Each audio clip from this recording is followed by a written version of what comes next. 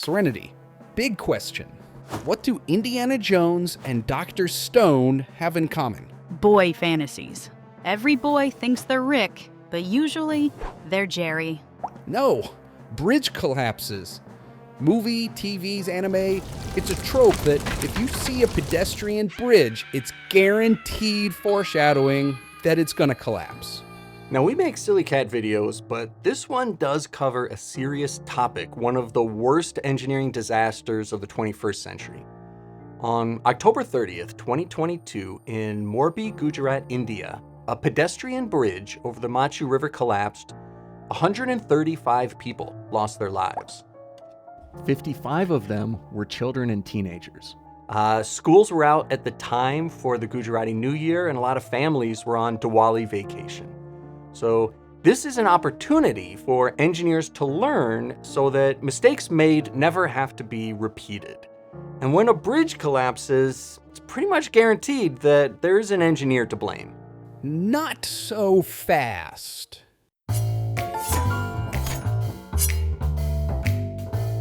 As a detective, you follow the evidence and consider all possible suspects. What are your qualifications to be a detective? As you know, I recently solved the cases who peed outside the litter box and who knocked over the Christmas tree.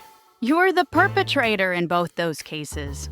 Detective Indiana never lets conflict of interest stand in his way.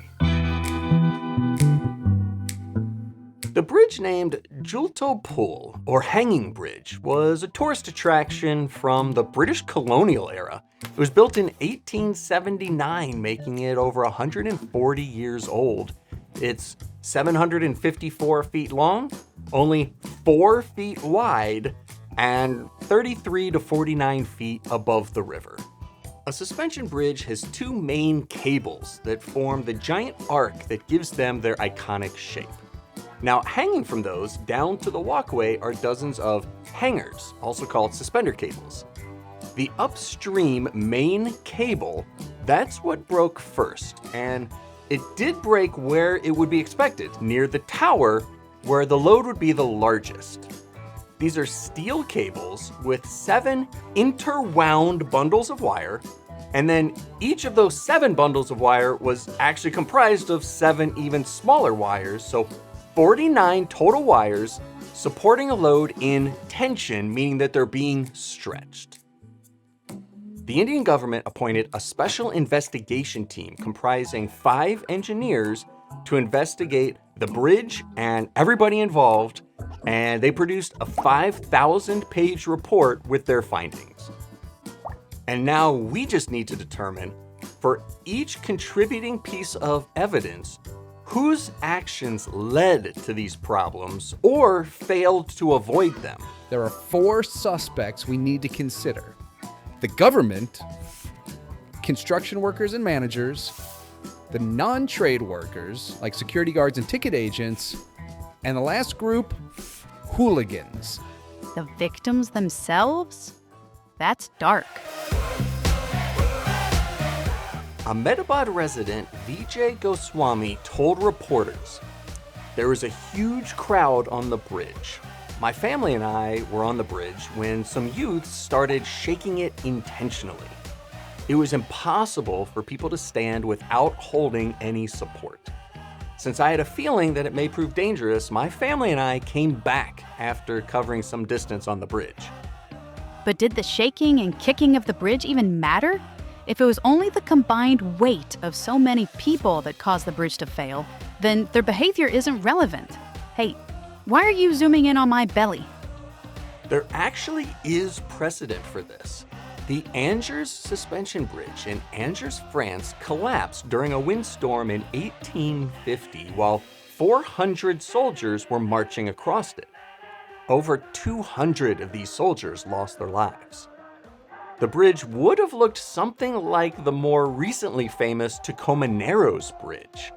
The likely synchronized wobbling of 400 soldiers trying to make it across the shaking bridge is regarded as a contributing factor, and that by swaying back and forth, all of these soldiers' weights actually made the vibrations worse than it would have been if the bridge were empty. And this isn't all that different from a child on a swing, where if a child just sits on their swing, they will eventually settle back down, like the swinging motion will stop. But if they kick their feet forward and then tuck their feet back in, they can actually make their swinging go higher as a result of their own motion. Let's examine the evidence. The SIT report found 3 pieces of evidence implicating the hooligans. Number 1, the old suspenders were welded with the new suspenders. Hence, the behavior of suspenders changed. In these types of bridges, single rod suspenders should be used to bear the load. The plot on the screen right now is a stress-strain curve, and you can think of this as force on the vertical axis and stretchiness on the horizontal axis. That is, if you apply this much force, then you get this much stretch. And almost all materials have a linear region at the beginning where if you apply twice as much force, you'll get twice as much stretch in the material. The problem with welding 2 suspender rods together is that initially, before you apply a force to it, these 2 rods can never be the perfect exact same length. So one of them is going to actually be carrying all of the weight while the other one is a little bit in slack. But then what happens is as you start adding more and more force and you start stretching it, you get to a point where then both rods start resisting the force. And what you get is a corner where this stress-strain diagram starts off shallower, but then as soon as the second rod kicks in, it gets steeper and it takes more force because now you're stretching both suspenders. Once the bridge starts swinging and loads start shifting from one side to the other, instead of a very smooth, straight, expected stress-strain curve, there's actually this corner results in jerk. It results in sudden changes in the amount of force, and a sudden rapid change in force is much more damaging to materials than a smooth, gradual change in force, even if the weight being held is exactly the same. Evidence number 2. Wood planks had recently been replaced by aluminum, which both increased the weight of the bridge and reduced flexibility. Panels were fixed without any gap in between, making the walkway very rigid. Now, this is probably the most crucial piece of evidence against the hooligans. If you consider an entirely low-tech rope and wood bridge like in Indiana Jones and the Temple of Doom, if one person starts shaking their little section of the bridge, their individual wooden plank is able to shift their load from being entirely on one side main cable to entirely on the other side main cable.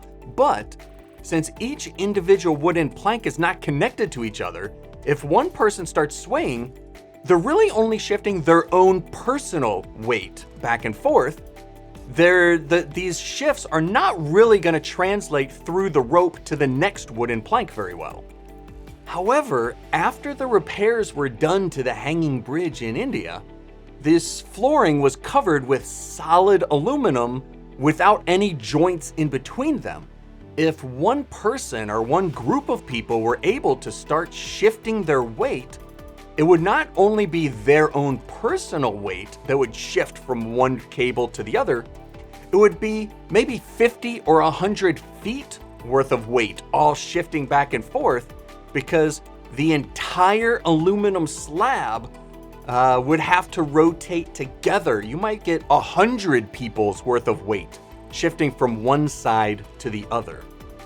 So while normally you'd expect each person's weight to be evenly divided among the 2 main cables, if this rigid flooring was able to tilt and make it so that 50 or 100 people's weight, instead of being evenly divided on both sides, were all swayed onto one side main cable, then from the perspective of that one cable, it might add an extra 50 or 100% load as a result of shifting the entire weight of not just one person, but a whole crowd of people.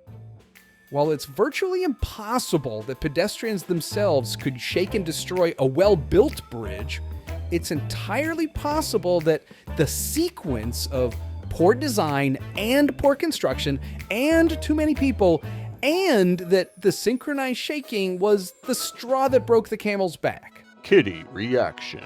Even if the bridge is poorly designed and maintained, the last clear chance doctrine says that if the hooligans had the last clear chance to avoid catastrophe and they didn't take it, then they bear full responsibility for the collapse.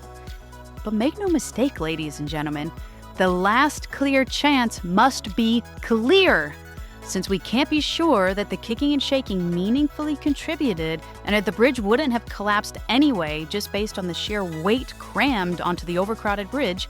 It is not clear, and I find the hooligans not liable for all the damages that happen next. That was only 2 pieces of evidence against the hooligans. What was the third? The SIT reported, also, there was insufficient security to prevent public from damaging the bridge. And remember that father that I mentioned before that removed his family from the bridge? He also told reporters, "Before leaving the spot, I alerted the on-duty staff to stop people from shaking the bridge. However, they were only interested in selling tickets and told us that there's no system to control the crowd." Hours after we left, our fears turned true as the bridge eventually collapsed. According to Sandeep Singh, Morbi's municipal chief security officer, the bridge normally would be limited to 25 people. No load calculations or testing of any kind were ever done by the construction crews or managers to determine safe occupancy numbers for the bridge. The SIT's best estimate is quoted as, "Considering all the safety aspects and design calculations, safe live load capacity of the bridge may be taken maximum 75 to 80 persons at a time if all wires were in working condition. But as per site observation, 22 out of 49 wires were already broken due to corrosion. Therefore, safe live load capacity of the bridge may have been drastically reduced." So ballpark it at 40 people. In the bridge's current rusted out condition, 40 people could safely occupy the bridge at one time. That's assuming that their weight is evenly distributed along both main cables. If the bridge were swaying such that a lot of their weight were being shifted from one side to the other, this 40 could be cut in half to only about 20 people in order to make sure that no cable got overwhelmed if all of the weight shifted to one side. SIT reports that 3,165 tickets were sold on the day of the collapse. Management did not place any limitations on the number of tickets sold. Almost 300 people were on the bridge at the time of collapse, almost 10 times the safe number. There have been 10 total arrests so far in connection with this bridge collapse. 5 are in this group. 3 are security guards, and 2 were the ones selling the tickets. On the other hand, these are just daily laborers. They aren't decision makers. They were just doing what they were told. The ticket agents weren't given a limit of how many tickets to sell. They were just told to sell tickets. Security guards weren't told the maximum number of people to let on the bridge at a time. That's a good argument in favor of the ticket agents, but security? Even if they weren't given a maximum number, they still should have known to prevent roughhousing that could lead to damage. That's clearly a security officer's job.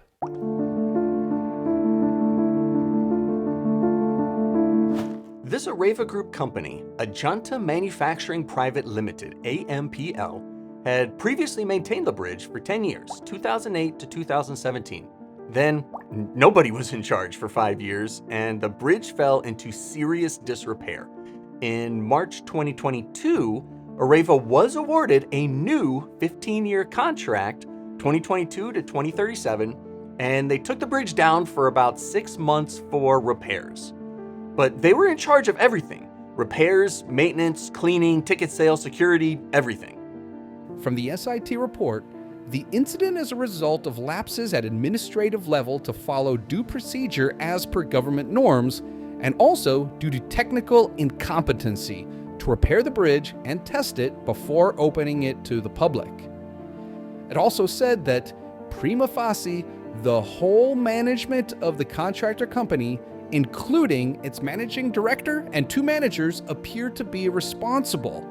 The report went on to say Oreva had outsourced repair work to a non-competent agency. This repair work was carried out without consulting technical experts. Everything structural, rusted cables, bad hanger design, heavy inflexible materials, all of these decisions and all of the actual work, that all falls on this group of suspects. Prime accused Jaisuk Patel was just a business manager and philanthropist. Deepak Parekh was a graphic designer and media manager. Dinesh Dev managed the company's clock division. And father and son subcontractors Prakash and Devang Parmar were described by the SIT as a non-competent agency. So wait, where are the engineers? Who is doing all the calculating, analyzing, designing, testing, experimenting?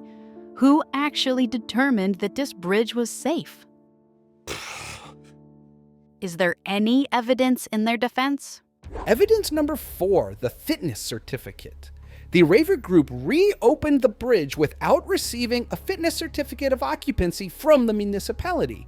But Patel says that their MOU did not specify requiring a fitness certificate before reopening. Well, that's not convincing at all. Code inspections are a pretty normal thing for any construction project. I'm just a cat. Even I know to get city or county inspectors to approve anytime I make structural modifications to my cat condo. If they had no expertise, how did they even get control of the bridge to begin with?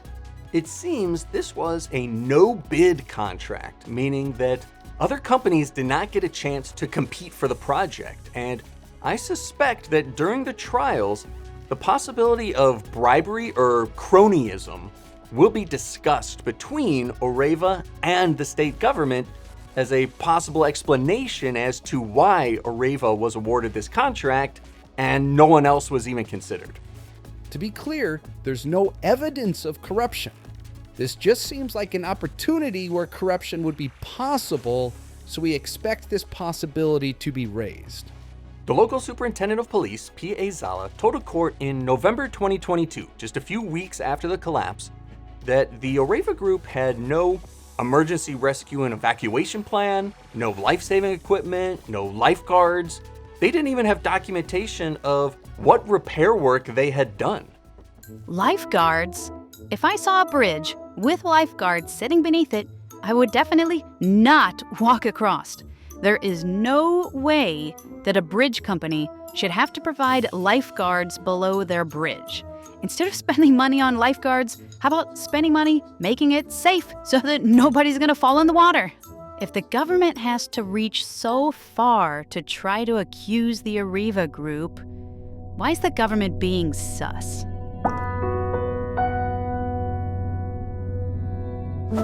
Terminology first.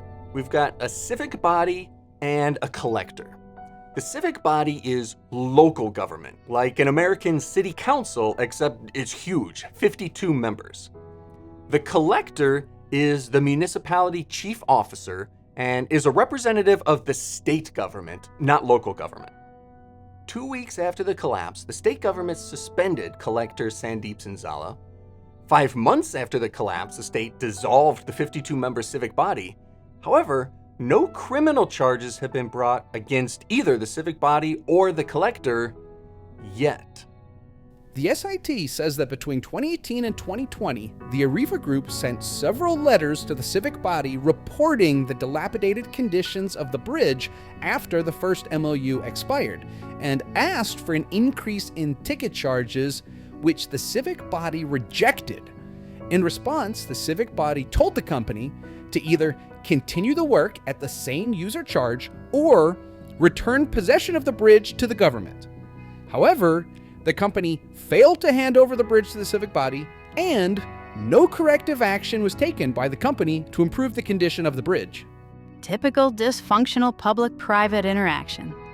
After the bridge collapse, J. Paulson Jadaya, vice president of the municipality, said to the Times of India, "We are ready to resign, but not with the blot of being irresponsible.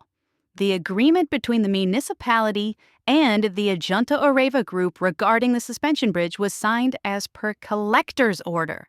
When the agreement was signed, we were not in power. The Congress was ruling the civic body." But the SIT report stated that the civic body's president, vice president, and chairman of the executive committee failed to bring the Oreva agreement to the civic body's general board meeting for approval, despite signing the Rajcom, the affairs of the day. So at a minimum, they had an opportunity to be involved in the contract, or maybe should have been involved and they failed. According to Chief Justice Aravind Kumar, the contract was only 1.25 page agreement, absolutely without any condition. There is nothing in it. He continued, Ajanta arm-twisted the district collector in inking the agreement to maintain and operate the bridge, evidenced by 3 pieces of communication between the company and the authorities. Further, this collector had signed an agreement with Oreva to impose a rate hike, increasing the ticket price for the bridge, which the civic body had voted not to allow. In April 2023, 5 months after the bridge collapse, the state government of Gujarat officially superseded and dissolved the 52-member municipality. This was done in response to the civic body turning a blind eye to the bridge's conditions between 2018 and 2020. The bridge's condition was extremely dilapidated and that it should be immediately closed and repairs should be carried out. If kept open, there can be a serious accident and loss of lives. They clearly did not take these warnings seriously. Newest development, January 2025, the court case against the 10 accused is slowed again. It's been over 2 years already. The victims will now be allowed to petition the Supreme Court that the investigation into the bridge collapse is incomplete. The collector has not been held responsible, and they are seeking a reinvestigation for lapses on the collector's part. Until now, Chief Officer Zala has been listed as a witness against Oreva, not as a fellow accused. Their petition stated, the Morbi collector, who is responsible for the maintenance and safety of public infrastructure, was not questioned during the investigation, despite his clear responsibility in the matter. The investigating agency deliberately delayed the investigation, ignored crucial evidence, and even manipulated witness testimonies to benefit the accused. My prediction is that we will see an 11th arrest in this case, the municipal chief officer, collector Sandeep Sinzala, primarily as it seems he single-handedly awarded the contract to a company with no technical expertise and then failed to ensure government inspections were conducted prior to reopening. 4 groups of suspects. Here's Detective Indiana's final determination. Evidence looks really bad for everybody. What a disaster all around. Personally, I would go easy on the ticket agents. I'm a little sympathetic to hourly workers just selling tickets. But everyone else, I think it will be hard to find a sympathetic judge or jury for anyone else involved, including the collector if in the future he should become the 11th person arrested. If you like how Indy and Serenity help me tell stories about real-world events, then watch this video up on the screen here about blimps and submarines in World War II. The kiddies and I had a ton of fun making it, and I think you'll enjoy watching it.